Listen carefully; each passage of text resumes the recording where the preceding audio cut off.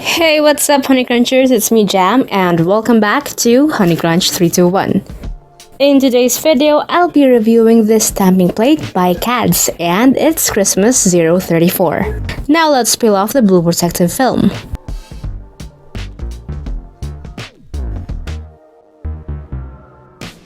Then let's start stamping. I already prepared my base coat for today, and it's maroon and dark green. I'm stamping these designs in white.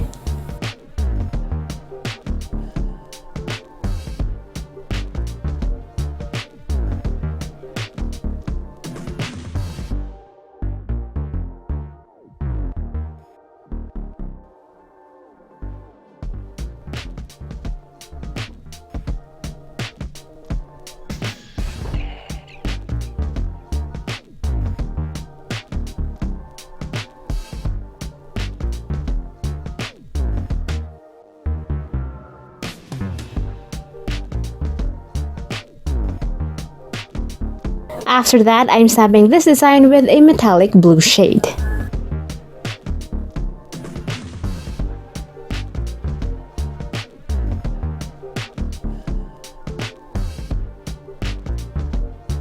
After all of that, I applied top coat.